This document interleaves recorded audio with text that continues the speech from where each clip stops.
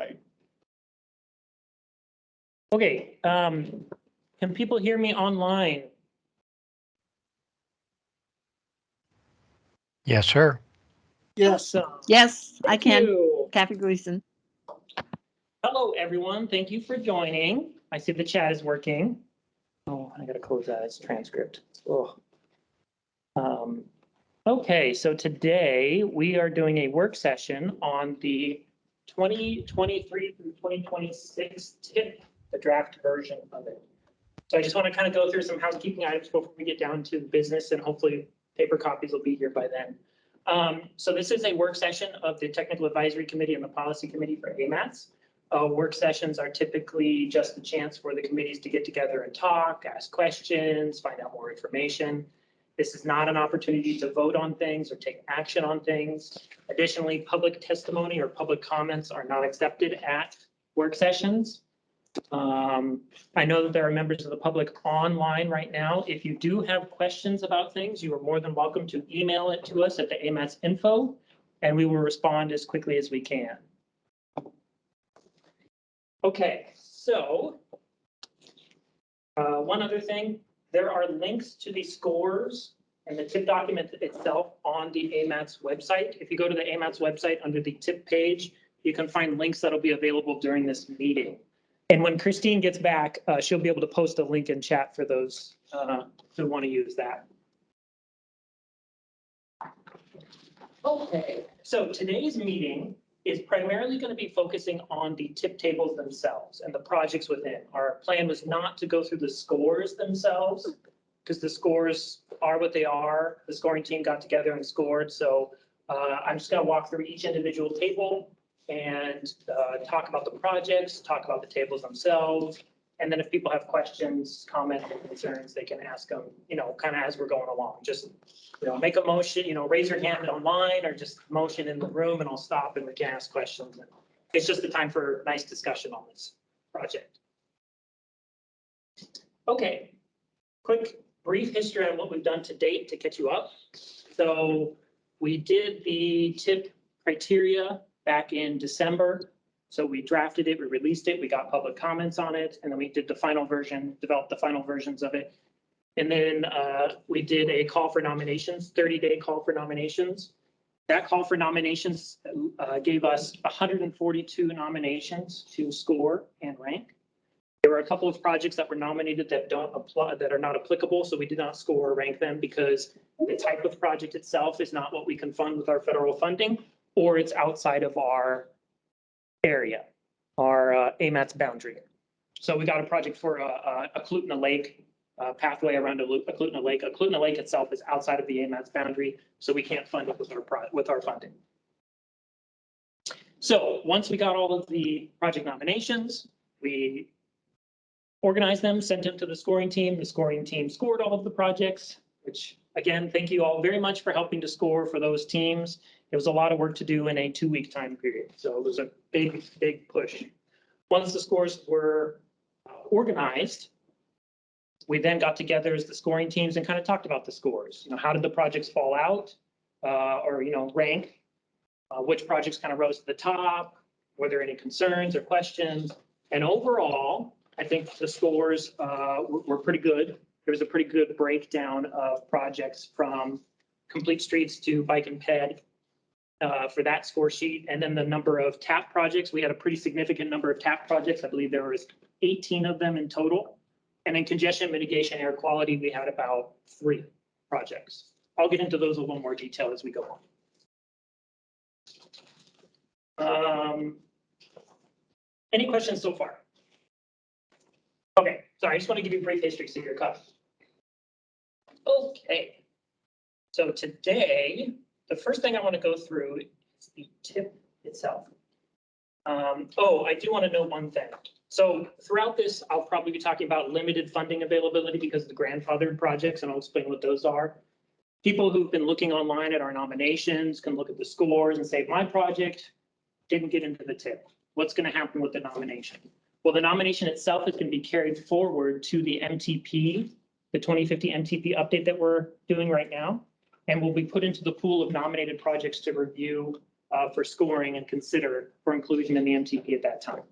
So just know that the nomination itself and the information provided in there will not be lost if the project was not included in the tip this go around. I'm trying to stall as much as I can until the papers get here. But yes, sir, Todd. Aaron, is there like an overarching theme of this massive load of projects, how they kind of figured it out as far as what we're going to look at? If you could kind of boil it down to a theme, is there such a thing? Yeah, in a way, I guess for me, if you look at the table, you'll actually kind of notice something. I think this is one of the biggest themes we can take away from this.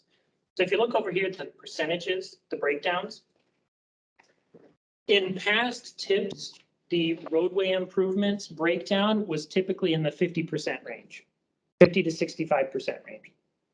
As you can see, this time around, it's in the 30% range for roadway specific projects. Please note that these roadway projects almost all include non-motorized improvements as well. We just don't have a good way of being able to capture that percentage of the project that is funded for non-motorized and incorporate it into our breakdown of percentages here.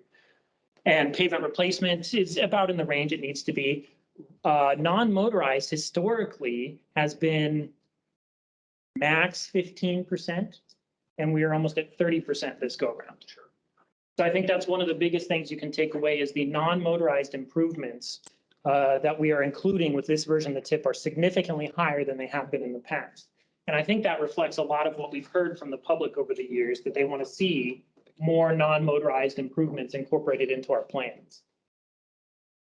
And one thing that's hard to draw from this front table here, we have a lot of studies as well. We have a large number of studies or plans that are needing to be started in the next couple of years. And I'll go through that table as well. So to me, the biggest takeaway, there's a lot more of a more equal division of funding per the different categories of tables that we have than there has been in the past. Thank you. Okay, any other questions before I begin?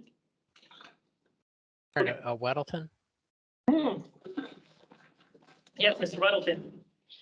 So, sorry, I'd written down 3:30, so I'm not there. So I'm going to just do it on a Teams thing here. So I have one question. So if I have a question, what do you want me to do? Just go ahead and raise your hand or please speak out and we'll just. Okay, so do that. So looking at the chart that's posted here, so I understand that you're trying to buy time and we can chat. Okay.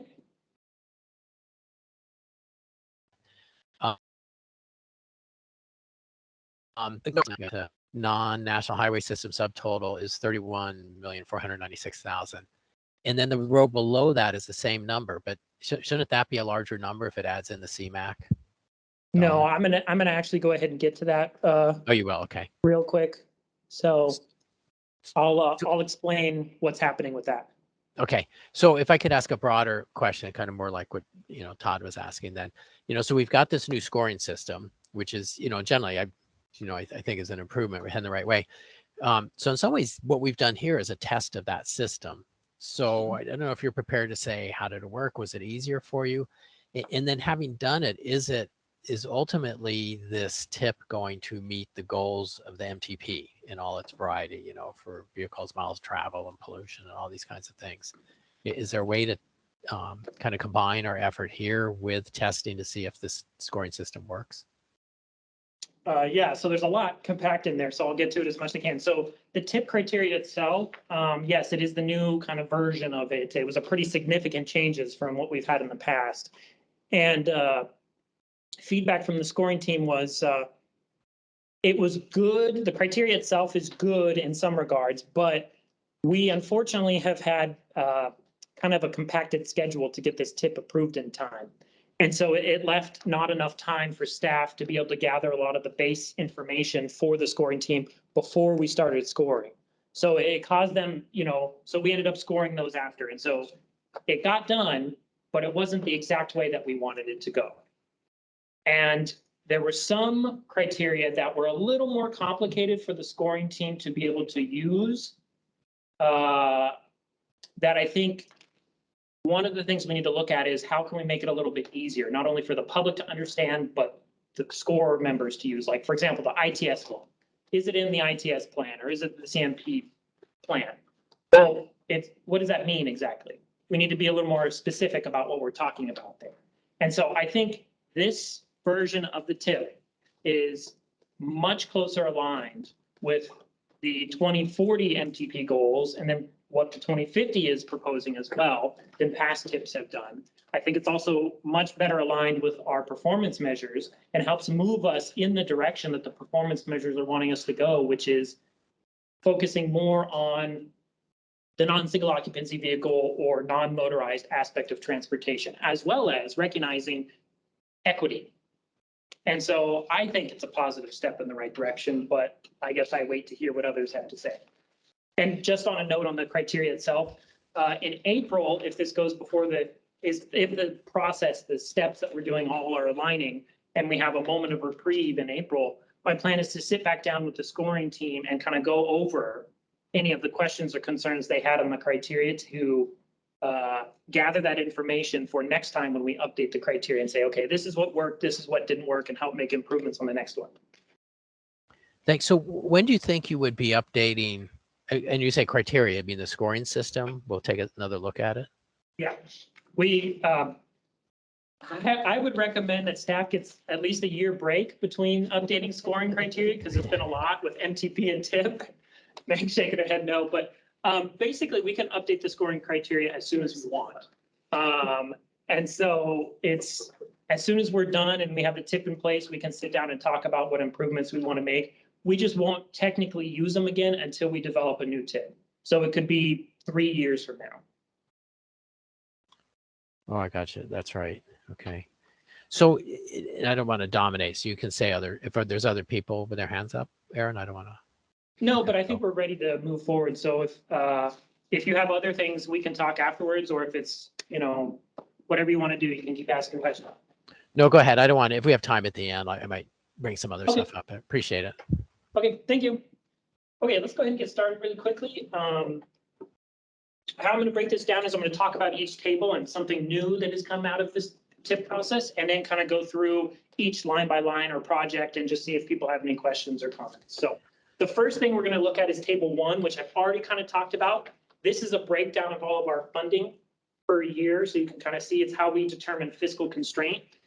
It's a little messy, and I've been trying to clean it up. So if you guys have any recommended improvements, please note that. So these first bolded numbers right here are the AMATS STBG allocation, so Surface Transportation Block Grant allocation. So this is our main funding source that we get. And as you can see from the number right below, cell 11, it's 31.496 million a year that we get to allocate towards projects.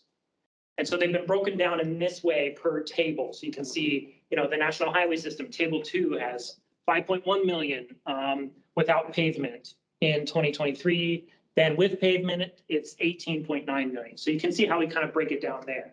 You can see how much is going towards the non-motorized table, how much is going towards plans and studies, and then how much is going towards congestion mitigation, air quality. Mr. Weddleton did ask, why is the number not bigger on line 11?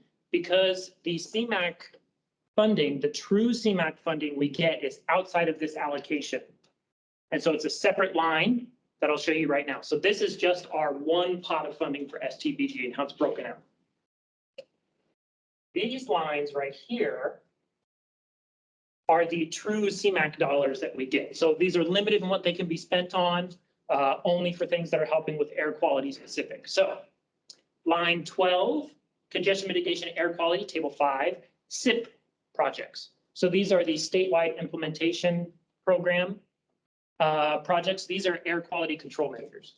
We've been doing these for quite a long time, and they will be continuing for the rest of my life. And so we have them in here. And so basically what we do is we get, as you can see from line 15, we get 2.358 million per year in true CMAQ money. We take off the money that's going to go towards the SIP projects directly off the top of that, because that's accounted for. And how much is left over is what we put towards other CMAQ projects. And I'll talk about what those CMAQ projects are. I'm very excited about them. I hope everyone else is excited about them because I think they're going to be amazing projects for us in the future. Our total that we spend on CMAQ cannot be above this amount right here. the 2.358 per year. And so that's why you see those two lines there. So you can see how much are we actually spending? How much do we have available? Are they equal? If so, we're good. If not, then that's how we have to help balance the program. And then this line here, line 16, is a total of everything, our STBG and CMAQ all together. So you can see 33.854 million is what we're spending or what we're programming per year for this tip in those two pots of funding. Then we get another pot of funding. Joy, oh joy, we have so many pots of funding now. The next one is TAP, Transportation Alternative Program. You'll see it lines 17 and 18. We get 1.9 million per year. So line 18 is how much we have available per year, and line 19 is how much we have programmed per year. Now, you may notice that FY26, we only have 1.1 million programmed instead of 1.9 million. We did not have any projects to put that extra 800,000 for, and so I was talking with James at DOT, and we felt best to maybe leave that funding unprogrammed at this point because TAP projects often can't only be funded by TAP because they tend to be larger projects. For example, Chugach Foothill Connectors, the connection over here, it was $3 million to do, and we only get 1.9 million per year. So the 3 million was just construction. So it tends to need a little extra funding. I've also discovered projects are coming in higher than the original cost estimate. Shocker. And so we're recommending maybe leaving this funding in 26 unprogrammed at this time to help with any cost overruns that happen. We, of course, can program it to the 1.9 million. We don't lose the money if it's not programmed to the 1.9 million. It's there if we want to add another project in as well. So it's kind of up to what we decide as a group here if you guys want to do anything with it. Yes, Todd. So you're saying that you're still getting 1.9 million in that year. You're choosing not to program that 800,000 on that line, and it is not showing anywhere else in that table. No, not at this time. Okay. We don't have a separate TAP table anymore. I did away with that and just integrated TAP into every other table, and I'll talk about that because it's less confusing that way. So because it's 2026, we have years to program the funding. So like I said, we're not losing out on anything. It is available. We just didn't have anything available when we were putting this together to put that money towards. Very good. Because just like other pots, TAP is very limited in what it can be spent on. Sorry, this is complicated, but it's good you guys know. So TAP funding, we are allowed to spend up to 50% of our TAP yearly allocation on STBG eligible projects. So if it's a roadway project that wouldn't normally be funded under TAP, we can still use half of our TAP funding per year on that one project. So we have some flexibility, but again, it is a pretty limited program of what it can be put towards. We have an interesting line here, line 19. This is a limited pot of funding that will disappear after 2024. It's the Coronavirus Supplemental Appropriations Act. AMAT's got 11.3 million, roughly, of federal funding to be able to use towards STBG eligible projects. So you'll see here in the total, the 4-year total, we have 10.7 million programmed. That's because we've already utilized some of that funding in the current 19 to 22 tip. So the remainder we had available was 10.759 million, which we have broken out, and I'll kind of show you more of what's going on. All those funds have to be obligated by the end of fiscal year 24. So what is that? September 2024, September 30th of 2024 is when it has to be obligated by.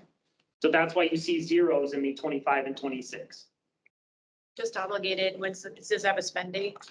Yes, there is a spend date. I believe it is 4 years after the obligation date, but that is something we'll have to keep an eye on and make sure that everyone, and DOT's been good at helping us kind of keep in line with that.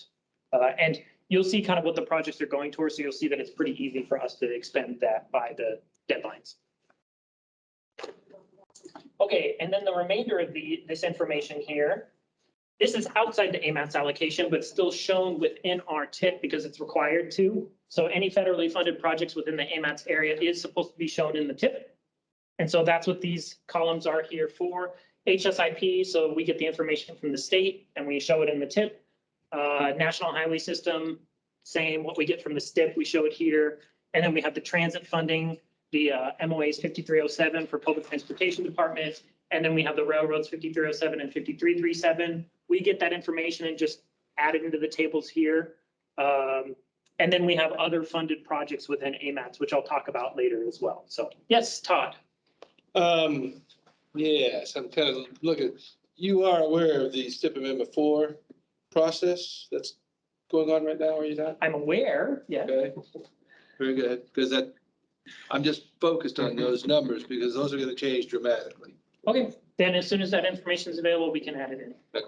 So, I guess I should have noted. So the plan is after we are done today, unless there are significant changes that people want to make to the tip, and we have to do a special meeting on that, is to send this forward to the interagency consultation group to do an air quality conformity determination. So that's EPA, FHWA, FTA, DEC, the AMATs, the state, everyone gets together and says, here are the projects, is it going to impact air quality? And we do. Once that draft determination is done, then we will bring the tip and that determination forward in, our hope is May, for the TAC and Policy Committee to release it for a 30-day public comment period, where it'll also go to the Assembly for their review and comment.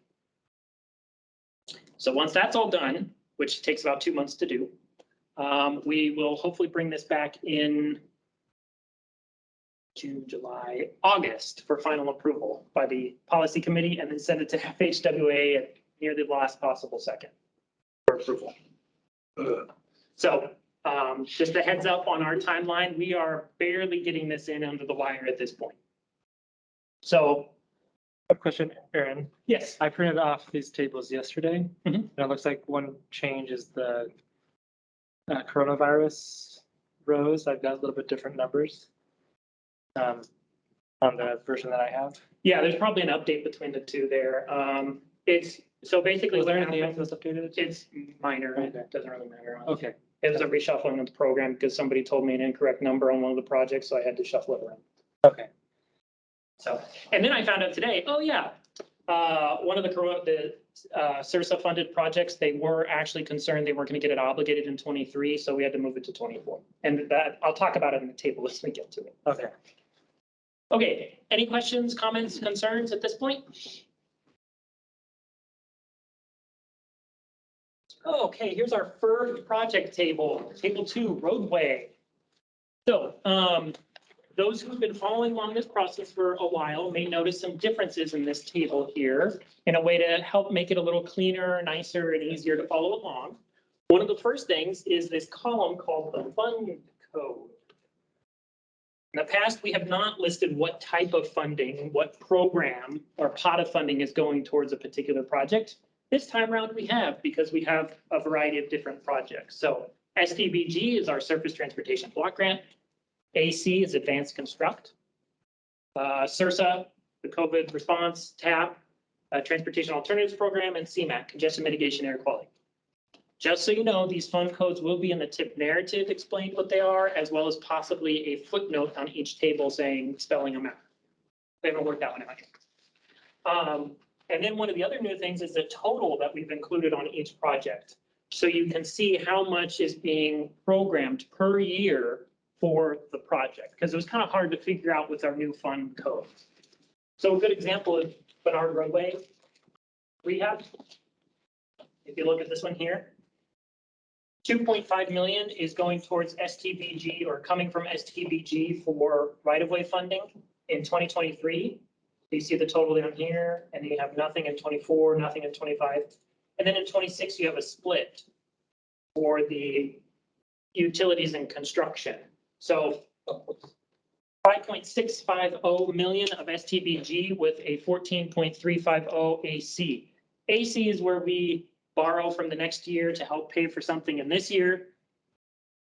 The program did not have enough funding to be able to fully fund Spenard Road at the $20 million. So we are saying use 5 million of it this year and bring 14 million from next year in to help fund it all. So on those rows, you've got, 5.6 million coming in 26. It says right away on the left side, but really that's utility construction. Yeah, so the hard part is how the tip is built. There's no way for me to be able to separate it out. So you're gonna have to kind of do a little intuitive look and say, if it says 2023, I need to go to the 2023 row and see what that is for. If it says 2026, I need to go to the 2026 row. Just, you know, this tip is a stopgap measure until we can get an electronic tip online and make this a little easier to follow along. I don't think those are intended to be this top row or bottom row. That's the year is telling you that's what they're doing those years. This one just happened to line up. Yeah. Future ones don't. So I thank you. Okay, any questions about the fund codes or the totals? Okay, now let's get into the project. So first thing, grandfathered projects. You may see this column over here, this grandfathered project. These are projects that are in the current TIP, the 2019 through 2022 TIP, that have received funding and need additional funding in 23 through 26 that we know. Okay, a project's in design right now, and we know we're gonna need a right-of-way hit, and we know we're gonna need construction. So those projects are underway and are carried forward into this TIP. So what they do is they kind of set a baseline of what projects we start with for this TIP. And that also kind of limits the available funding to put towards new projects, to program in towards new projects. You also see this project, O'Malley Road, it says underway. This is a new thing we're trying as well, because what often happens with new TIPs is when a project has received all the funding that we anticipate at that point, and it's, you know, in construction and we don't anticipate any more funding, it typically is removed from any new TIPs that are developed later on, because, you know, we don't need any more funding, we don't need it in there. But what happens when a project has an incident, you know, an overrun for something, a cost estimate comes in higher, or, you know, hey, there's more utility work that needs to be done, as we've experienced on some of these.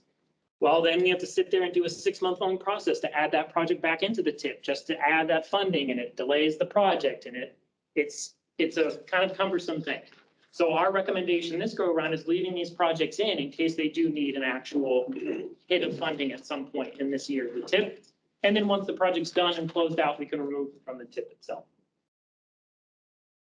Okay, so these upper projects are ones we've all kind of seen before: O'Malley Road, Fireway Lane Rehab, Spinard Road Rehab, MLK Extension, Rabbit Creek Reconstruction, 4th Avenue.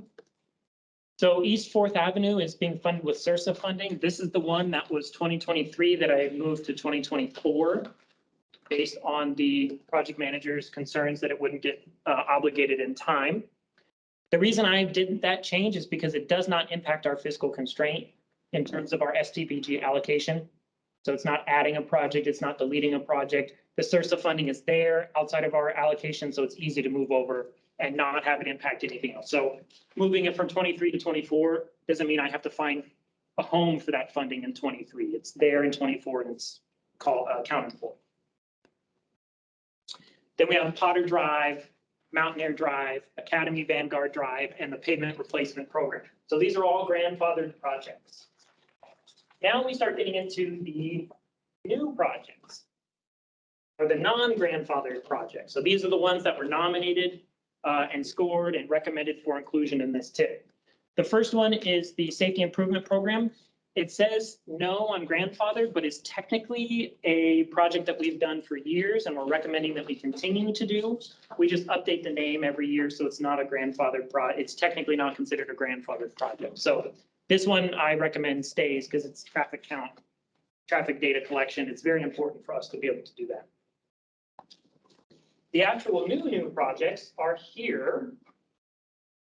Spinard Road Rehabilitation is the first one. So this would rehabilitate Spinard Road from Minnesota Drive to Northwood Drive. Project would include non-motorized improvements and consider adjacent land use. So this is the last piece of Spinard Road for rehabilitation. I guess I'd look to you guys. How do you want to do this? Do you guys want to go through each project?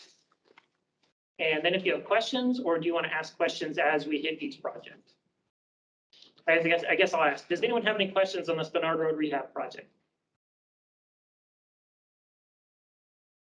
Okay. Next one, we have Chugach Way rehabilitation. So this would rehabilitate Chugach Way from Spinard Road to Arctic Boulevard and include non-motorized improvements.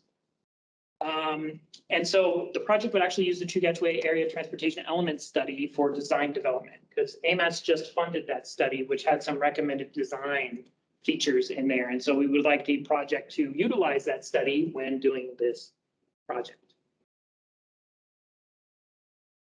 Any questions on Chugach Way? Okay. Next, we have Eagle River Road rehabilitation, 0 to 5.3.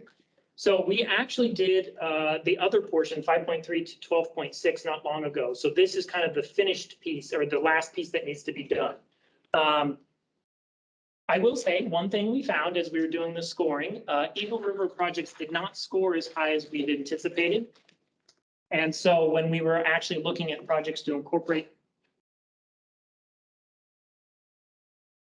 Sorry, I don't know what happened. I think somebody's screen is, I think that's for screen sharing. Trying to share. There we go. Okay, I think we're back. Sorry, everyone. When we were looking at the projects to incorporate, there were not any Eagle River Road or Eagle River projects, Eagle River Chugach agglutinin projects that were in that top end of scoring that we looked at. So what we did is after we had done our initial scores, we as a project or as a scoring team looked for some Eagle River specific projects to incorporate into our tip based on how they scored and availability of funding, so we can have good geographic diversity in our tip and make sure we're actually accounting for a portion of our area. Eagle River Road rehabilitation was one such project. It's actually a combination of projects. It was the rehabilitation of the road itself, as well as rehabilitation and extension of the pathway that is along that road. So this rehabilitation would add in turn lanes where needed, or turn pockets where needed, and would make improvements to the non-motorized facility out there, as well as extending the existing pathway. Any questions on this project? Okay, and then the next three projects are kind of all the same, so I'll just talk about them all at once. So the 3rd Avenue Signals and Lighting Upgrade Project is very similar to the 4th Avenue Signals and Lighting Upgrade Project that AMATS is funding. It has been well received. This project, the 3rd Avenue one, and then a tag-along project that was kind of a generic downtown signals and lighting upgrade project, scored well in our scoring criteria. Instead of just putting like a pot of funding in and who knows how much, we decided to break out individual projects. So we reached out to MOA, PM&E, and asked them for a list of projects that would fit into the signals and lighting upgrades. And we selected the top 2 because that's the available funding we had. So as you see here, we have the 3rd Avenue one, then we have 2 5th Avenue signal and lighting upgrade projects.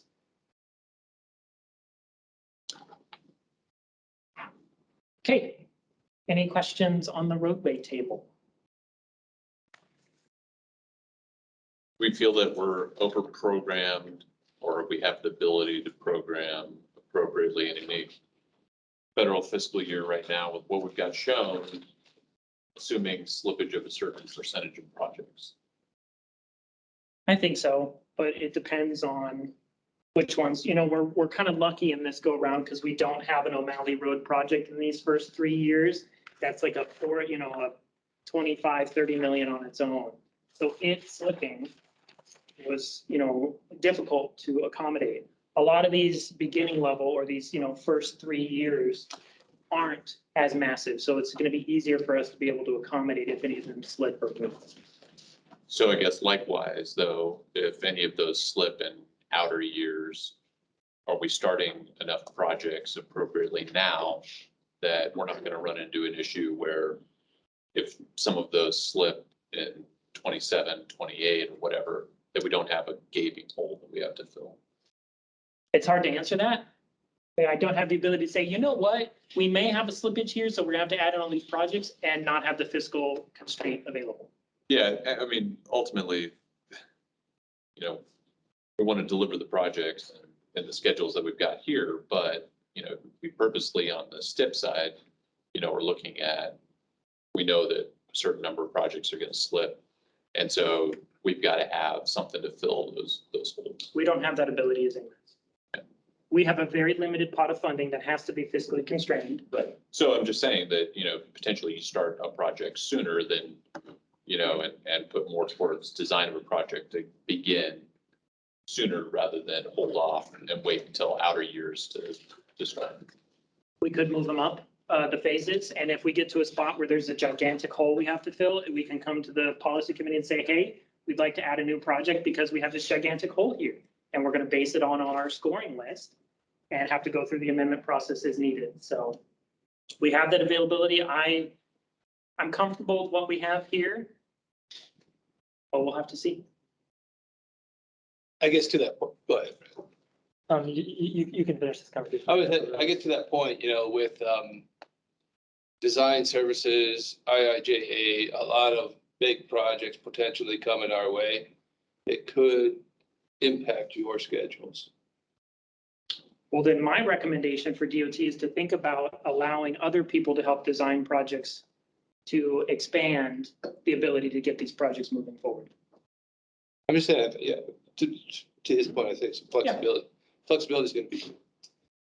Or DOT could just agree to eat any cost over the road. We'll bank it. Anytime it's bigger than that, you just cover. We'll just bank it. Oh. Well, I mean, you're getting the funds coming in, right? Yeah. Thanks, appreciate it. Well, I mean, it's hard to answer a lot of this No, right I now. know. We don't know. I'm just saying, there is potential to, I think, We always face that with the tips. Sure. We'll have to be nimble, and thankfully James has been very good at helping us with that over at DOT, and you guys, with James keeping it. So James, I know you have a question, but I think Brad was first and then James. So Brad. Yeah, the question that I have is some of the downtown projects that I saw on here. I know with the downtown comprehensive plan, as we're looking at that, it has a lot of things identified in there, including the engineering study, which I saw was the first year. But pending the findings of that study, I would suggest that we hold off on some of these improvements. Like, what if that study shows, two-way in a street, or something, some of those different larger ideas? How do we account for those potential changes? Not coming halfway through a design for say Third Street or Fifth Street or something. I guess I would look at it, these upgrades are needed now. And that downtown engineering study is not a project that's coming tomorrow. Like, the study itself is coming, but any recommendations from that study could take a very long time to make happen. And I don't know, it's up to you guys. It's ultimately up to the policy committee what they want to do, but we felt as a team that would be important to move along with these projects now because they are needed and they have been well received. I was gonna say, if I remember correctly, PM&E did a engineering study or signal study downtown that looked at all of downtown and talked about all of the studies, all of the signals were All the ancient. lighting. And so this is what's grown out of that. The Fourth Avenue signals and lighting grew out of that. The engineering study is a little different. I mean, it is talking about, should we make these one lane each direction or two-way or whatever? But that one was signals, and those things are ancient. Yeah. I mean, our team does agree we want those signals Yeah, changed. yeah. We also agree that if someone's gonna come in and the decision's gonna be made that we should two-way something, we'd rather not have just replaced them with one-way set of signals. And so if that downtown study comes up with some really big things that we didn't anticipate, is there a way to be able to adjust some of these projects, or is it kind of major tip amendment and we'll just, when we get there, we get there? Well, if you'll notice, the ones selected are third, fifth. I don't see those changing in a reasonable amount of time unless something drastic happens. If it were like G Street or something like that, that'd be something different. So it's Ridiculous. What about the rest of town? I'm serious. Sense. I don't know what it was. It was a bond. sorry, I have no control over that. We've got to take the focus of transportation outside of just downtown, of all the studies outside of just downtown. I mean, my goodness, 3 projects all around downtown signalization. These are the ones that are grandfathered, right? No, these are all These new. are- Okay. We didn't have any other ones nominated. It's an MOA issue, maybe need some studies. It's hard for us to add a project if there's no nomination or study to back it up, but that could be a recommendation that we add some more studies in. I'll just point out the problem with studies that we have is finding the match for them. Because bond funding can't be used on it. And AMATS has no ability to match it. So that's why you'll see in the plans table, all of our studies are matched with CIRSA funding, which doesn't require a match. I think one thing to add on the downtown is that those are the oldest signals. And so that is Sure, part of why. but I have a lot of questions around that because pedestrian deaths are all over town right now on really large roads that signals and lighting upgrades could definitely probably improve. And to redesign those roads would be huge, multi-million-dollar, decade-long projects. I mean, that's to me, the immediate need is like where people are dying. I mean, like, I understand signals are important in terms of their age and maintaining things are really important, but it's got to be balanced against like where actual people are using the facilities and we're having significant consequences.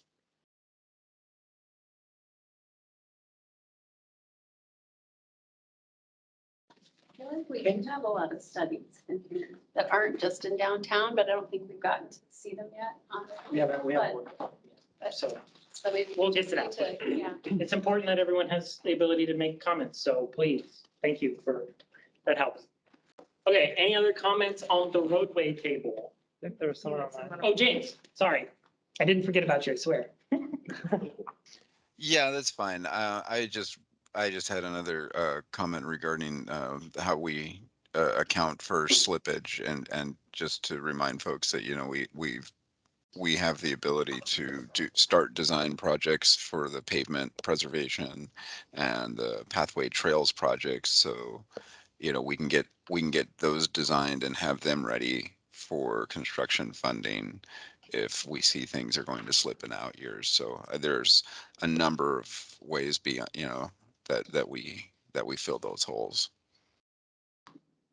Yeah, I'm just looking at the overall program that DOT has to deliver, and we're resource constrained right now across all of our groups. And so, the more time that we can build into it up front instead of using optimistic or, timelines, when we're talking about Seward Highway improvements and delivery of things on a 5-year timeline, which is, they're very difficult to deliver an entire program. And then on top of that, use timelines that are just difficult to deliver on. I mean, that's why we're pushing for more realistic timelines on things, and thank Aaron for asking for, what realistic timelines look like on a lot of these stuff. I just know that, ultimately some things are going to slip, right? So we just have to be ready for it. And if pavement preservation projects are the hole fillers, then we just need to have those geared up soon enough. So that way they can deliver on a normal 3 to 4 year timeline schedule. We can't put them out 1 year and then turn around and say that we're going to have it obligated the next year. It's just not reasonable. We can't do that and deliver the rest of the program at the same time. That's why we put a lot of pavement preservation projects in this program. So, okay, any other comments, questions? One more. So Yeah. Some of the PELs that have been done are being done. Say the sewer to grid connection PEL. What it identifies, would they typically have been included in this if there were already projects identified? Or If they were nominated. would it have to be one that would be nominated? Yeah, because in the past, we accepted projects without nominations. And it led to concerns when it came time to actually scoping the project because there was no nomination to back up the scope of the project. So this go around, we told people many times that they needed to nominate a project for it to be scored for possible inclusion in the TIP. Just to clarify, when you're saying we accepted projects that weren't nominated. Unlike the MTP. Yeah, we the took it by 24 the MTP. MTP. So it was in the plan, but it had 2 lines of text. So there just wasn't a lot of information there to go on. And it was a lot of extra effort on staff as you ranked and scored project to try and figure out what exactly is this project? What are the parameters? Do they want non-motorized facilities in here? All that sort of stuff. So this time. Especially if need an stuff has actual changed, nomination. because the MTP is a 4-year kind of static thing. And if something changes between cycles, it's nice to get an updated nomination form that says, okay, here's some updated information of crash data or other things like that.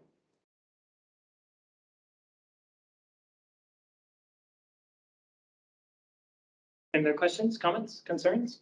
So if a project's not on here, is it just too late for this tip, or is there a process that, is that like the amendment process, or how would that go about if, say, a plan comes in and we're like, hey, it'd be really great to do this project on a faster timeline? Well, there's two aspects of that. So it's not too late because the ultimate decision is up to the policy. So they decide which projects are approved for inclusion in the tip. If everything gets approved and then we're in the middle of this tip cycle, it would take an amendment as well as identifying if there's funding available.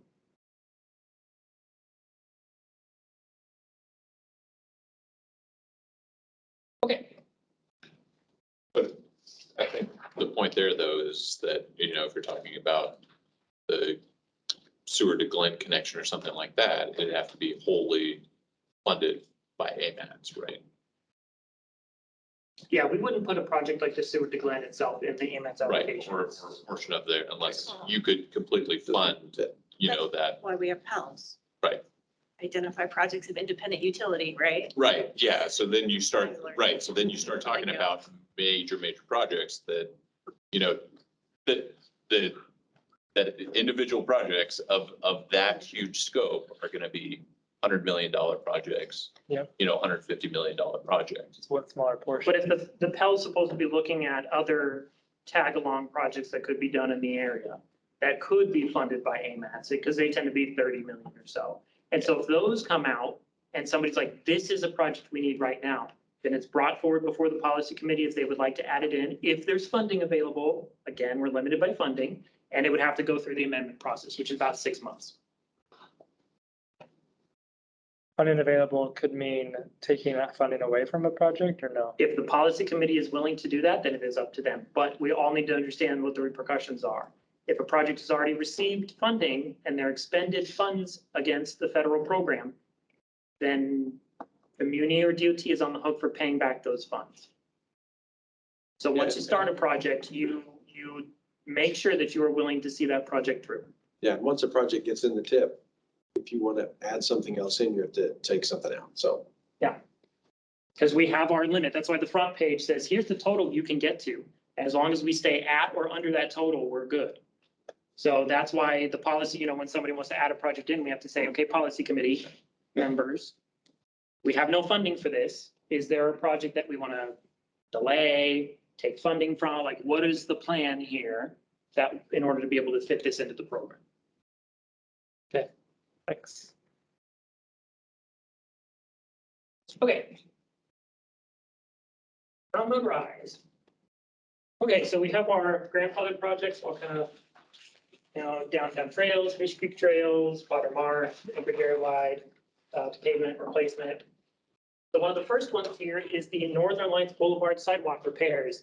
Interestingly enough, we just saw this not long ago before the policy committee to ask for this project to be moved out as a separate project from the pavement replacement. So we have it in here as a separate project for funding in FY23, which we're all very excited about. Next, one of the projects that we selected for the Eagle River area is the Glen Highway Trail Connection. So this, oops, sorry, I was sitting on the mouse. So this will actually work on extending the Glen Highway Trail separated pathway north, approximately 0.5 miles. Next, we have the Campbell Creek Trail grade separated crossing at Lake Otis. This is a project that will construct an elevated non-motorized crossing over Lake Otis Boulevard to connect the east and west portions of the Campbell Creek Trail. I'm really happy to see that made it in here. I'm glad to hear that. We talked about it as a group and felt that there's a lot of support for this project, and it's a major connection. I used to live on the road that is the connector and watch everyone jump across Lake Otis and families and everything. So it's well supported by the community. We did have another project in this area, just so you guys know, we had one that said, instead of doing this, we just need to expand the undercrossing that's already there. And we as a team felt that this would be a better alternative. I agree. My anecdotal data is no one cares about that tunnel. Having like lived there for many years, watching people, we shout, go down to the tunnel. No, There's a tunnel. there's a tunnel. Yeah, and it's not a good crossing. If you come in on the trail, you have at least three crossings of either one signalized, I think, and three non-signalized, just a stop sign, roadways to cross. Little kids crossing that, it's just a terrible idea. Super dangerous.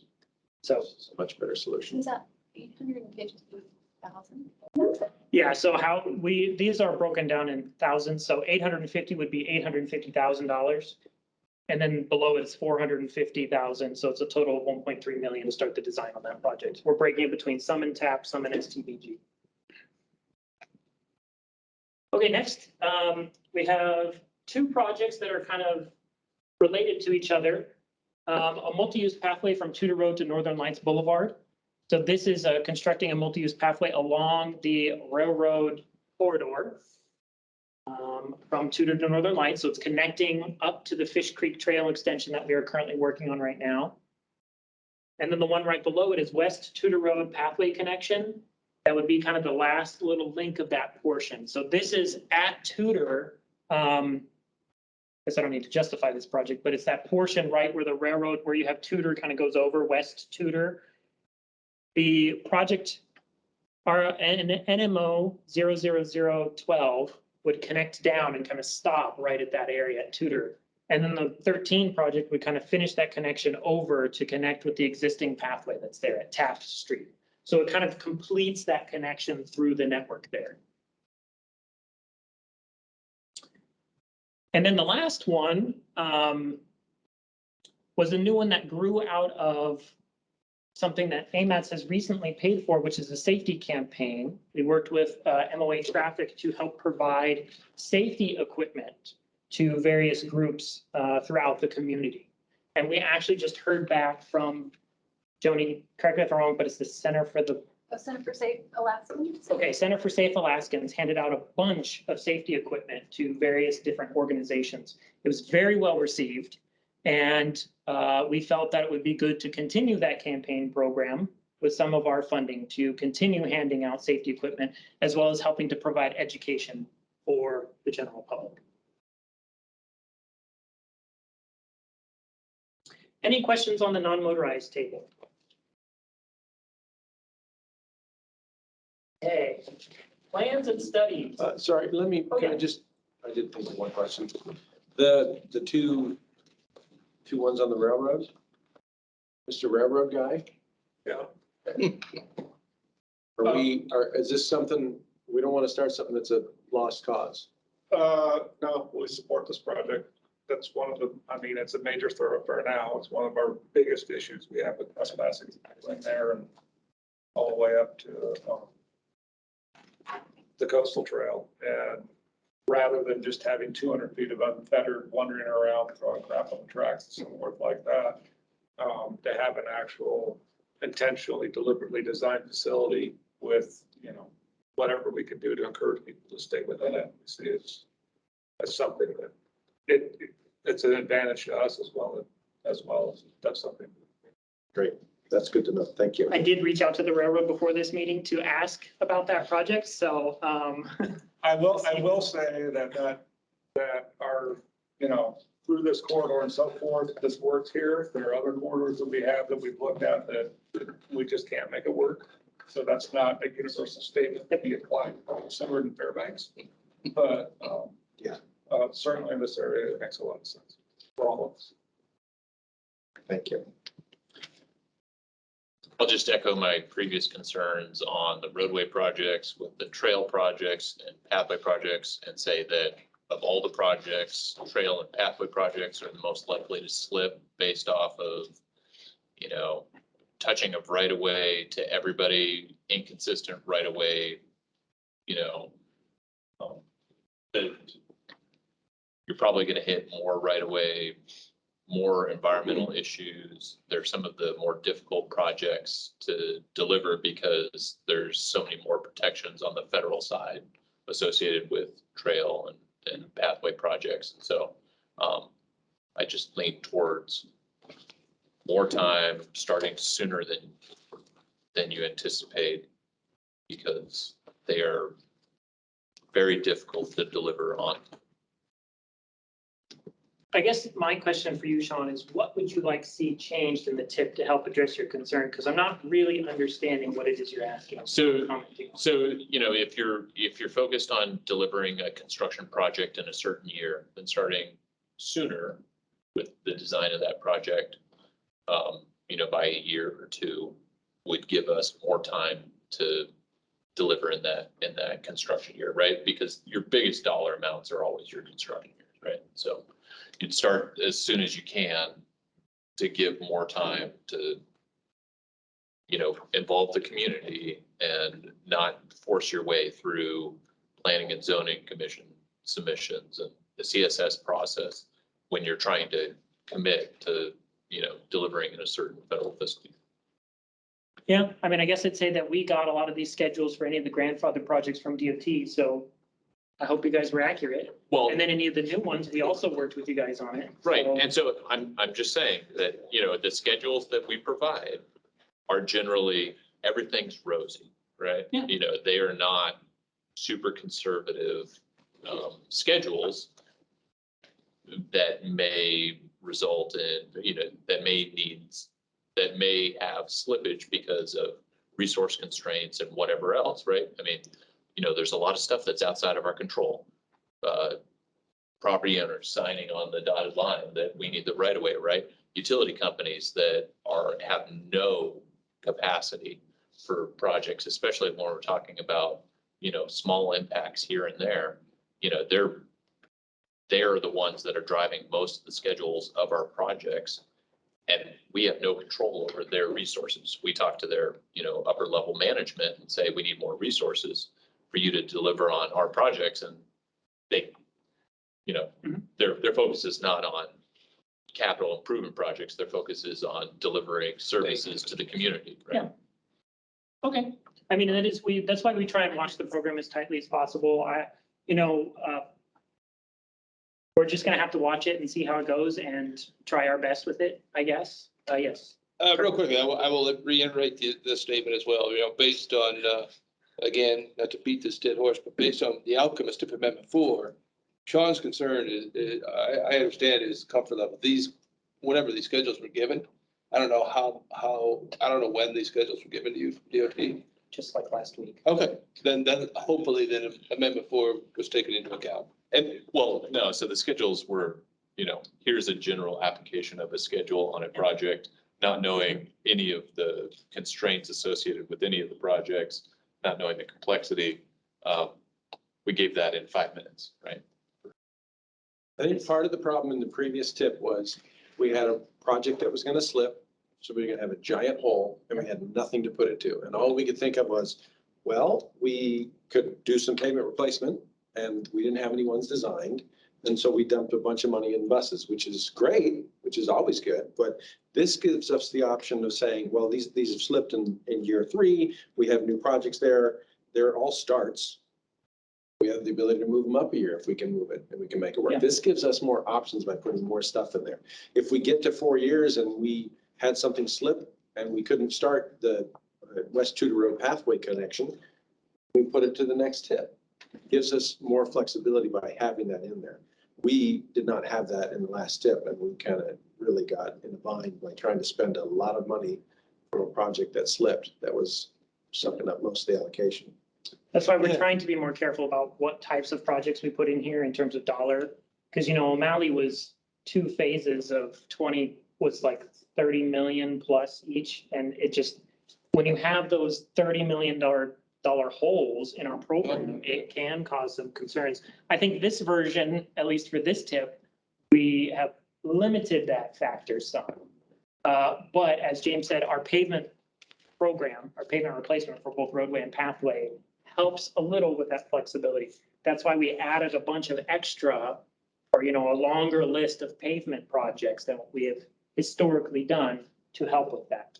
But we're gonna have to watch it as we go along. I'm not worried about it all, and I'm normally the one who is super worried about funding. So I think we will be A-OK. Well, there's nothing wrong with having design projects sitting on the shelf. And Yep. And that's what we try to do on our normal STIP projects is, get done with the design and then have it sitting there waiting for funding. And then that way, that it can be delivered. That's why we're a little optimistic on some of these. very good. I want to give the counterpoint to that, though, from being on the outside and dealing with the community. When you go through the design, that's when you get the community all up in arms and worried. And then when you say, well, we have no money for construction and we don't know if we'll ever have money for construction, that's difficult too. Because then when it comes back, they're like, wait, where did this project come from? Because their memories are short. So at least when we have design and then we're like, oh, we're going to try to get the construction dollars 2026 or forward or whatever it may be, like that's the full picture and the full story for them. So I think that shouldn't be lost when we have that conversation. It's great to have design projects and we start the design, but that's when we engage the public. We just have to be really upfront about when it could potentially happen or if it's even likely to happen, because once we start talking design, we start talking about identifying where right of way is or changes to their world. And that's really important. So being the one who has to go to all the community councils and hear it, it's the reality of the situation, I think. That's a good point. Memories are short. Yeah. Okay, any other questions on the non-motorized or overall questions? Okay, let's go to the plans.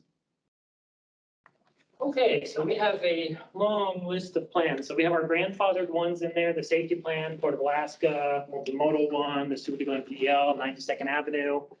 And then we start on a non-grandfathered plan. So we have the AMAT's interim 2050 MTP update. So I'm sure no one wants to hear this, but we have an MTP update coming in a couple of years, right as we finish the current one. So we need to get ready for it and put funding in there. Then we have kind of 3 corridor studies. Actually, before you move from the Oh, yeah. MTP, why did you decide to use the COVID relief money for the MTP? Match. Just for, okay, Because, so just so you know, when we did the 2050 MTP, it took almost a year to get the match in place. Okay. And so that put us behind significantly. got it, thanks. So our hope this go round is to make it a little quicker with an interim. And you guys, just so you know, an interim one tends to be a little bit shorter, kind of refresh. We're not going to completely redo the goals and objectives, that kind of stuff. So, okay, so now we have these corridor studies. So these were nominated to basically look at a comprehensive analysis of Minnesota Drive with its current conditions and its anticipated growth patterns and their impacts, and then come up with alternatives on how to make changes to those corridors.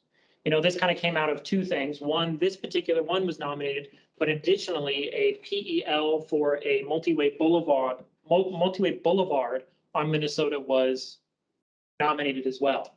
And the team felt that combining those 2 into one, so we can get a holistic view of what to do with Minnesota over the years, whether that's multi-way boulevard plus a bunch of other improvements along the way, or something else, was very much needed. Same with Tudor. Similar situation. And then Northern Lights Boulevard, Benson Boulevard. So a project was nominated for this that was talking about a lane reduction on Northern Lights Boulevard and use that change to increase the size of the non-motorized facility. So widen the sidewalks. But then the questions was, what about Benson? What is it going to take to do the lane reduction? What's the modeling look like? Everything like that. And so this project is recommended to say, what will it take to do a lane reduction? What is the modeling needed? Get the modeling done to show what it would look like and everything like that. So all 3 corridor plans will look like PELs? Not really, no. They're a little different because PELs tend to come with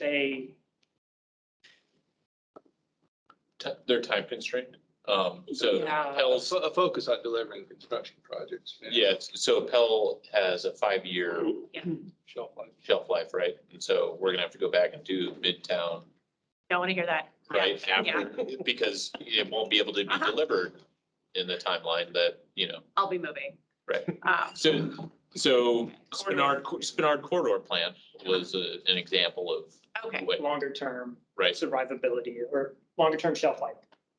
okay. So I guess what I'm just trying to get as we go and we talk about the idea of corridor plans, because there's a lot of corridor plans right in the Midtown core. This is like multi-year engagement, 1-year engagement. I guess that's just gear them up, get them ready to like do this planning, because there hasn't been much Midtown planning for quite a while. So these 3 plans are going to be done by DOT. They are DOT facilities. So I can't say everything that they will do, but I imagine it will probably be multi-year planning effort. Where there's going to be a lot of public outreach, and we put, as you can see, there's a lot of money towards these studies because that's for the modeling itself, which will take a lot of time and effort, as well as a lot of public outreach to find out what the community thinks in that area. Okay, thanks. Okay, so the next 2, street topologies plan. AMATS has been talking about doing this one for quite a while. So this is a much needed plan, and we're very excited to get started on this. And then the regional household travel survey. So this is another kind of requirement that we have to do because this feeds into our model, any model updates, any MTP updates, anything that we do. Our last regional household travel survey was done in 2012, approved in 2013. So it's using old data at this point. And so we need to refresh that, get it current, up to speed, and we have a large, robust dollar figure associated with that plan. Then we have the downtown streets engineering study. So this is going to be looking at kind of what to do with the downtown streets, talking about ownership and management in the downtown streets. It says identify opportunities for complete streets, and we do talk about modeling as well for this. I have a question on that one. Yes. What will it take to be able to have it done next year? Because it's got in the next year's That's just when it needs to start. okay. We just need to get the funds obligated by 2024. We're recommending 2023 to start the project so we can get it started right away. It does have to be completed. I'm not sure on the exact when everything has to be expended, but there's more than enough time to get the study started in 2023 and have all the funds expended by the end of the COVID relief funds. So, and that's how all of these are. We can't really take 10 years to get most of these studies done. They're all going to have to be done within 3 years or so is kind of a max limit on them. Yes. So that's CRISA funds, Yes. and it says 2023, but those funds are available right now. Yes. So would Christine be able to start working on this, or does that have to wait for this is approved? We have to wait until this tip is approved. So those are October 1 of this year is when that could start being utilized. As long as, She can get a lot of movement on it right now. as long as the tip is approved by October 1, then they'll be We ready. haven't approved the downtown plan yet either, I don't think. There's that. So, The street topologies and Yeah, so that's the same Some for version all of of it. these plans. Yes, that's true. eyes. I know, I'm having a hard time reading that too. Street topologies is 350. So that'll include a lot of robust work too, because that's gonna need a lot of outreach and stuff, so. And then the last one actually, I don't think it's the last one. It's the last one. Okay, 2 more. As you can see, we have a lot of studies. The next is the AMATS recreational trails plan update with TAP funding. So I think the trails plan is from 1998 is the current version right now. Joni just did a fantastic job with the non-motorized plan update. So this is like a companion document to get the recreational trails that we have, and we have a pretty extensive network here in Anchorage. So yeah, we're really excited for that one. And then the last one is kind of a new one that we want to look at, that we're still trying to figure it out. This is non-motorized facilities inventory and mapping. One of the things that we came across when the non-motorized plan is being done is some gaps in our data in terms of what type of non-motorized facilities that we actually have on the streets. Is it a pathway? Is it a sidewalk? Is it whatever it needs to be. So our recommendation here is to get a consultant on board to go out and start actually identifying all this information and put it into a GIS layer that can be shared with everyone. So the data is readily available for everyone. So when we go and look at projects, we can say, okay, what's there right now? We have that information. What improvements do we need to make? And it's a lot easier for everyone overall. Okay, any questions on the plans and studies? Yes. So on that one, is that sidewalks along all the roads as well? Yeah, we're still trying to work it out because when we met with state DOT, they have a contract already underway where they have a consultant going out and identifying a lot of those. But they're just doing the sidewalks that are connected to the roadway. We want pathways that are not connected to the roadway, but still next to it. And that's a little bit harder to do. So our goal is to get everything. Anything within a roadway, we want to know what is there or what is not there. So then it's easier for us to come through and make improvements in the future. By connected, do you mean adjacent only or separated is fine too, if it's just a small buffer? Both, all the above. That's part of what we have. I mean, that DOT is doing. I think I think it did include a small buffer, but they had criteria of what they selected. So we would basically take whatever they're doing and then try and add on to it as much as we can. So we have about 300,000 in there right now. We'll have to see. That's anticipating taking what DOT has done to that Yeah. point and integrating in. Because DOT is only doing the higher functional class roads. My ultimate dream, if we had enough money to do this, is do all roads, regardless of functional classification. Because there are a lot of local roads that have needs that are hard to necessarily identify by just saying, okay, what do we have on this road? We have to kind of do a lot of legwork on it. And we want to make it a little easier for everyone. The other question I had on studies is that one thing that we're facing on some projects is interest from the community to do things like protected bike lanes. And we really don't have winter maintenance capabilities to maintain protected bike lanes. And so we're kind of, and I think the non-motorized plan does talk about those. And so we're kind of in this hard position. And so that was a little bit what prompted one of these projects studies, the winter cross sections, to be able to look at what those winter cross sections are looking like, be able to figure out what sorts of new types of cross sections and what maintenance equipment would be needed to maintain them, to be able to maybe do some new protected bike lanes or cycle tracks or other types of facilities. And so that was one that is on here, but wasn't included as a study. And I just wanted to present that as this is something that we're facing. Maybe there's other ways that we could fund that sort of study, or I don't know what thoughts others have if you're finding this out as well, or if it's just kind of something that I'm seeing. I guess I don't know how to respond, but if you want funding for it, we're gonna have to find what kind of project needs to slip to make room for it. So that'd be up to the TAC and policy committee to make recommendations on and approve. And so for understanding what the estimated cost would be so that it could be part of a discussion, how would we go about? Whoever nominated probably should come up with a cost estimate for it.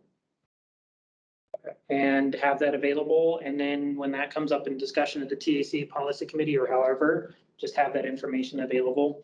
As well as probably reaching out to me to be like, hey, we want to see about adding this project in. Here are some recommendations we have on how to add this in. And then that can all come to the TAC and policy committee for recommendation. If it's not using SRSA funding, then you're going to have to find a way to come up with the match as well. And it's 9.03% of whatever federal amount you want. Thank you. Okay, any other questions on the studies?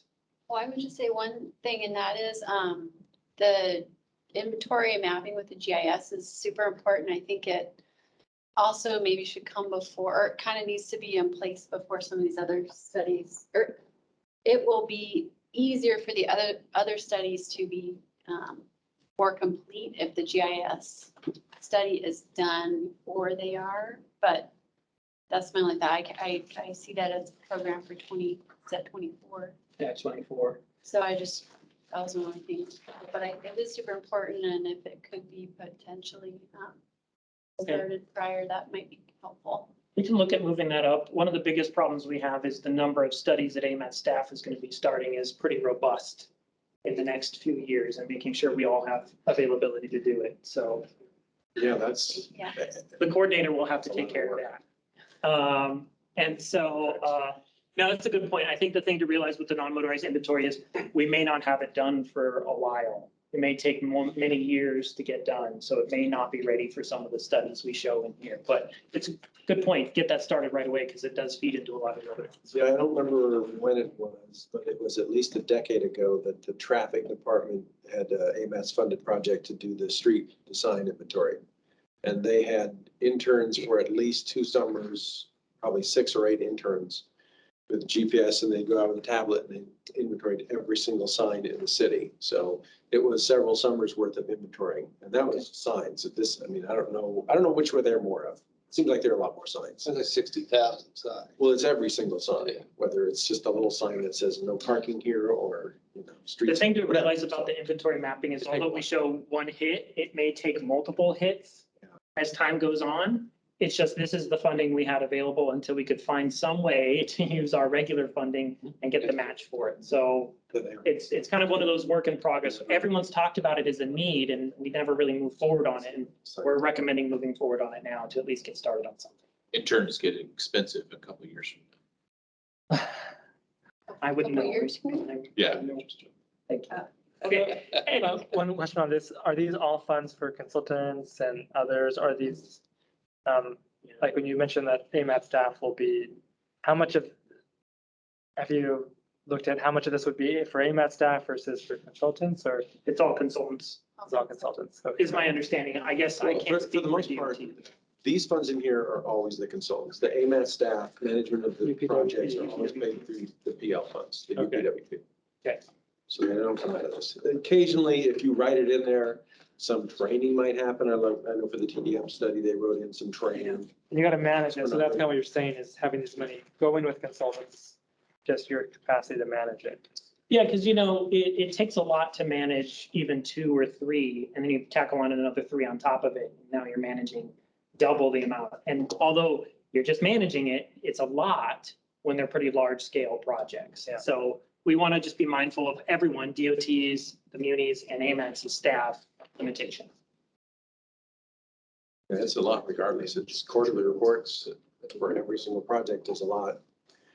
Okay. I'll just note that you just made the same point that I made about the trails and Oh, stop. the pathway and the road projects. I Putting on completely different sheet. I understand. Find money. The corridor ones on here would be managed by DOT, so. It's easier for me to understand plans than. I know, actual right? Yeah. Okay, next table. This table I'm very excited for, if I haven't been excited for everything else. So this is our congestion mitigation air quality. So this, again, is pretty limited funding. So I'm going to walk through this table. Well, it's a mixture of congestion mitigation, air quality, and STBG funding. So the top 2 projects here are the SIP, the statewide implementation, the mandated projects that we have to do. This is the ride sharing transit marketing. The ride sharing transit marketing, we're recommending adding some additional funding to bump that up to about $1 million per year. And then the air quality public and business awareness education campaign is another required project. So those are that. Next, we have the arterial roadway dust control. This is another thing that we use to help with air quality. It's laying down the dust palliative. I'm sure you all have been seeing the dust that is increasing throughout our area here. This is our way of helping with that, where we lay down the mag chloride to help keep that dust from raising up as it's being swept up or as cars are driving over it. Next, we have the traffic control signalization project. Again, this is one we've been funding for years and continue to recommend funding it because it helps throughout the system with air quality. Now, the next 2 I'm very excited for are non-motorized facility maintenance equipment. So this is a purchase, multiple years of purchasing of non-motorized facility maintenance equipment. Currently, the municipal non-motorized facility maintenance equipments, they have 14 vehicles. They range from 12 to 21 years old. And so they are difficult to utilize efficiently all the time. So this is going to come in and replace all 14 of them over the 3-year period. Are these funds only able to be used for capital investments? Darn. Okay. Almost all of our STBG, TAP, and CMAQ can only be used for capital. We cannot use it for operating, with a minor exception, which I'll get to in a second. Sorry. So this is just the equipment purchasing, but this was nominated. We did reach out to the Muni, to Paul Van Landingham and everyone else and talked with them. Is this what they want? And they were very excited for it and hopeful. So I hope that the policy committee approves this because I think this will be a huge benefit for our area. So this is AMATS wide, not just one particular location. Things are super expensive and heavily maintenance intensive. Yes. And most of the current ones are really ancient, as Aaron said, and so they're in the shop most of the time. So this will allow them to be out there working. Aaron. Yeah, I talked with Paul, Mark is the other Mark. Field. Yes.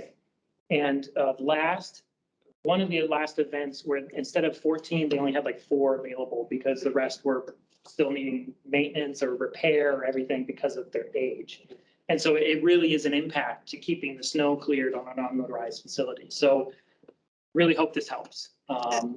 We project that it will help not just, I did hear Cindy, with clearing, but air quality, because it'll give people that ability, that security to be able to go out and utilize our non-motorized facilities. So Cindy? so it's eligible? Yes, it is. I Oh, did reach good. out to FHWA. Good. I got these are eligible. Fairbanks did this with some of their funds a few years I was ago. just gonna say, they often have more CMAQ money than we do and they can't spend it all. Is this something we could supplement if they ever have additional CMAQ money that's ready to time out? What do you mean? Like use that here? Maybe. That's what I was asking. Not Yep. really. Is Some it of the based on the CMAQ air quality? Yeah, Go ahead. some of the CMAQ is PM 2.5 specific. Right, So there's 2 pots of CMAQ money, right. and if one might be absolutely, more flexible, it could be spent. DOT's pretty good about that at headquarters to get Anchorage what it needs.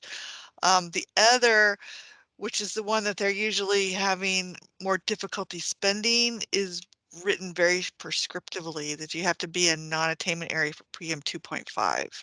So even though we have dust as PM 10, the CMAQ money that they're are the only ones able to spend it on is because it's written as a PM 2.5 specific CMAQ funding. Okay. And then the next project below it is another non-motorized facility maintenance equipment. This is for the winter greenbelt trails. So it's another portion of our non-motorized facility. The Parks group reached out for this as a nomination and we got verification that it does qualify and there was enough money to be able to fund both of these projects. Cool. Any questions so far? Okay. So the last 3 projects are for transit, public transportation department. We hope to supplement some of the funding with them for bus stop facility improvements. And then capital vehicle. So this is replacement and eventual expansion of the public transportation department fleet. So they have a lot of buses that need to be replaced. And so we are supportive of that and hope this helps. And then the demos, operations and expansion project, we are putting some CMAQ towards that to help with some operations. As I mentioned, by and large, our funding cannot be used for operations. CMAQ can be used in rare circumstances for operations and only for a very limited amount of time. And so we're recommending these for public transportation department. Any questions on the congestion mitigation air quality table? Okay. Next, this one's pretty easy. These are pavement replacement projects. The list that you see before you are either projects that have been carried over from the 2019 through 2022 tip or brand new ones that we're recommending being added in. So this is both for roadway and pathway, sidewalk. So, yeah, if you want to take a look at those and just, if you have any questions, let me know. I wasn't planning on going through each individual one, but if you have anything, please let me know. I know Ms. Altel asked about one project. That project is not on there because it is already underway. Oh, they'll be happy to hear that. So it is the Old Seward Highway project. International, no. It was a little further near Diamond. Diamond, It was 70, Diamond and 88th or Diamond in 76, some. 76 the Diamond. Yeah, so Yeah. that portion, when we discussed about it, is already underway on another project. So it will happen sooner rather than later. Old Seward Diamond to Dowling. So Diamond, it's part of that Dowling. project. So it'll be in that section. Okay, we just had some complaints from the community council Yeah, that there were, they called them informal vehicle incidents where the ruts are so bad, vehicles are occasionally ending up on the sidewalks and self-correcting. So there really isn't crash or collision data. yeah, that one was just bid a month ago, so. Oh, okay, Yeah, great. I'll let them know. you should see a contractor on the street 3 or 4 months. Great, I'll look highly effective in having reported it back and then that will have happened. Making things happen. So, and we do have a variety of projects in here. We do have some for Eagle River and the Anchorage Bowl hillside area. So it's a large variety. Are these, they're not in the table specifically called out? No, But this is ours where we show the funding, but we don't show the this is our appendix for that table, basically. Got it. So the bottom of the table says contingency list of projects for each year. Yep. Okay, I know people probably still be cruising through this one. I'm just gonna go through the next tables. These are, as I said, these are kind of outside of our allocation. We get this information from DOT or other sources, and we show it in here to reflect in here. So I'll have very little to say on it. So we have HSIP projects, and as I point out again, there is an HSIP project for the Gamble Street utility pole removal and increased lighting. Because I think that's gotten missed by some people, but that's a pretty important project, so you see it in here, plus a few others.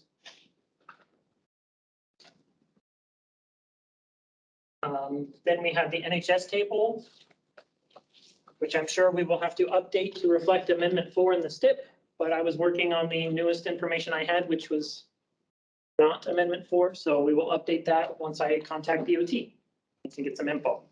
But this is just what NHS projects are being done within our area, including some pavement. Transit, sorry for the wonky formatting. It's correct when we print it off. But so these are tables that we get the information from Public Transportation Department and the Alaska Railroad, and we stick that information in here. Just so you know, the Alaska Railroad information that you see in here is not updated. I just got the information and I'll go ahead and update it as soon as I get done today. But it will be updated when you see this again, hopefully. So these that you're just reporting the information you get, do you have to go revise these? Or are these the common ones that you'll come to the committees and say, we've got new information and it just? Yeah, whenever we do like an admin mod or major amendment or amendment where we're like, okay, table 9, that's transit, you know, that tends to come from Public Transportation Department, or if the railroad needs something, Brian will send it, be like, hey, we need to make these changes in there, and we just reflect what they send us, because it's their funding, and we're reflecting what they're sending to us. And then the last one is table 10. So this is other projects. I will note that I'm still waiting to update a few of these items in here. So you may look and say, well, wait a minute, what's going on there? I'm still waiting to update it, and I will get that done before it goes to the interagency group. So.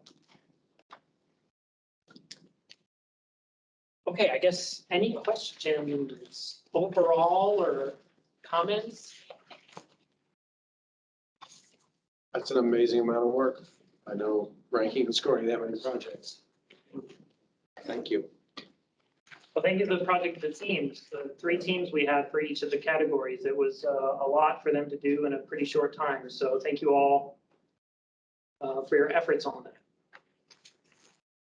Yes.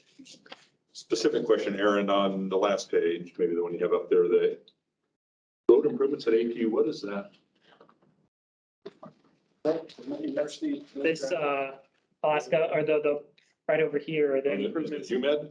No, it's not UMed. It's the, It's the little Who's doing road, that? right? Yeah, Goes the- Up and around. Yeah. kind of Back track. track. off of Yeah. it. University of Lake Drive? Yeah. So I think so, yeah. they've asked for excellence. No.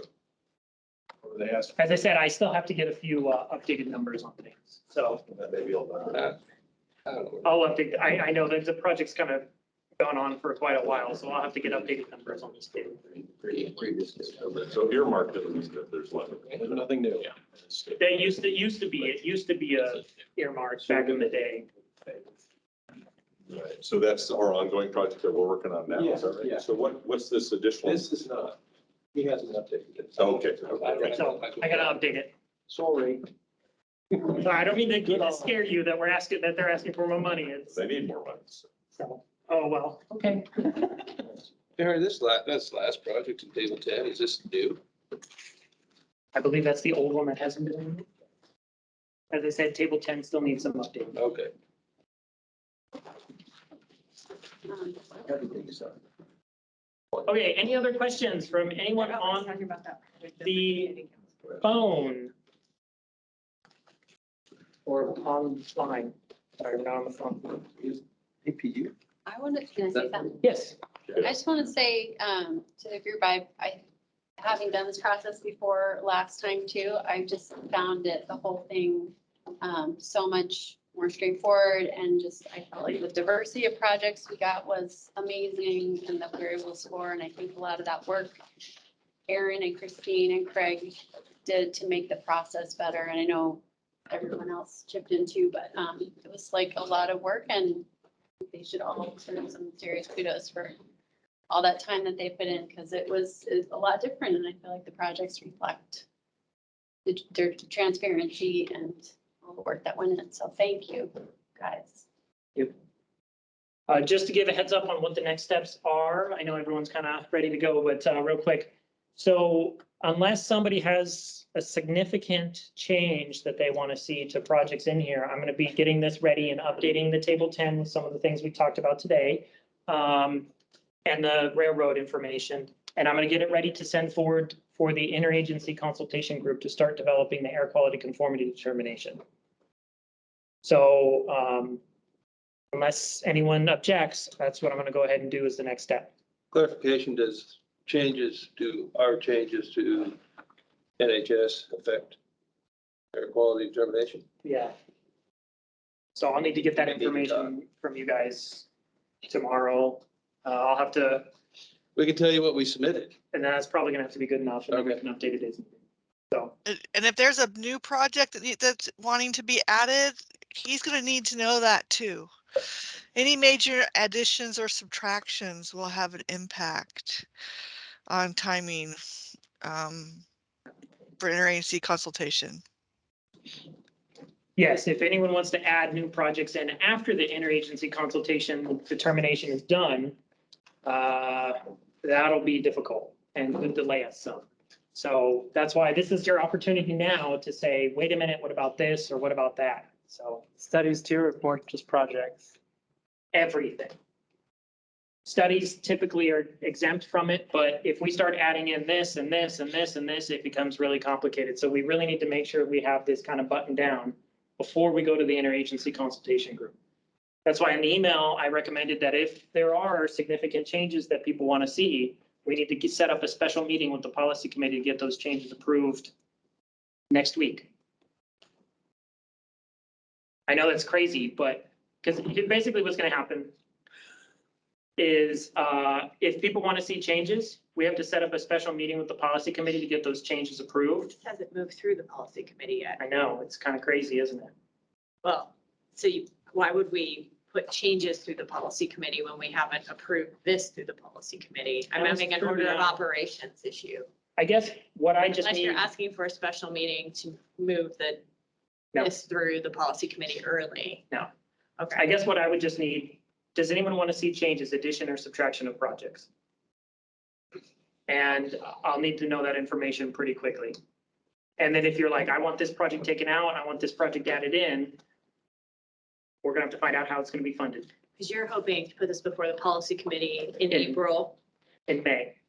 in May. Because the interagency group has to take about a month to go through the Okay, document. And so May is where we're hoping to bring it to the policy committee to release it for a comment. for the comment period. And we'll be releasing the interagency council, the air quality conformity determination at the same time. Got it. Okay. So just to clarify, it goes to the interagency consultation. They look at everything and all the assumptions. Then Matt's got to write the conformity determination, the official document that should go back to the interagency to review before it's then released out to the to formal public comment. So you got to go through that little thing, and you could still keep doing that if you continue to have changes during why that process is trying to happen. And Aaron's trying to avoid that. And then when you go to public comment, you have your public comments come back, and then there could be changes. Hopefully they're minor. But if there's any major changes at that point, then you got to go back through and make sure that interagency is fine, the conformity is fine. And then you wrap it all up. So Aaron's trying really hard not to lose the time now when you may need to have more time towards the end if there's a back loop that has to happen. I hope that made sense. So as a policy committee member, the issue is, based on that timeline, is we don't have the chance to get public comment feedback in any significant or meaningful way to suggest changes that don't throw your entire timeline off. So thinking through that, is there a way to put together a very short informational document that says this is the forthcoming timeline? This is released, so we can actually start talking with the public about this and hearing if the public that really is engaged in this and hearing any other feedback. So we aren't last minute bringing them forward only, after you've kind of done all this other work. Feels like a compromise, especially given that May, when this opens for public comment, and John Weddleton will cringe when I say this, is many community councils won't meet after May. And yes, of course, if they have something to say, they should meet. However, that's the reality on the ground.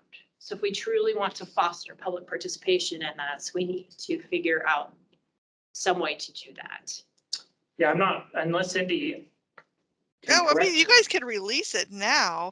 The tricky part is you can release out for public comment, but then you still run into if you make major changes, it's kind of like a preliminary release, right? So maybe you release it for a short period of time, and then you come back in and you do changes and you do the interagency consultation, and then you release it formally for public comment. What the first thing you do is release the air quality, and then you release the tip. And at that point, you're kind of locked in to what your tip is because you don't want to mess around with your conformity. So in a way, you could do like a pre-release for just, your pre-release draft. But what you're doing is you're using up all any extra time you're having, you're using it up now. And then you really don't have a lot of time at the end. So it's just a matter of how you want to parse it. And I appreciate that. If you say there's going to be public input on this, you have to have genuine public input. So I think this idea of Absolutely. pre-release is really great. We need to be like, this is the proposed tip. It's going to be officially out for public comment starting in May, but we need to create a mechanism to start taking comment now in some way that those can go to the policy committee so that when we discuss what we're going to release for public comment in May can be closer to reflecting potential public comments. So the problem we have with that is there's not enough time. Because if we preliminary release this in April, I mean, isn't it ready now? It's a public document now. It's available for work session. we have to go through the policy committee for approval to release it. Well, then you have your special meeting next week. We could, yeah, that's why I'm talking. We could have a special meeting to release it next week.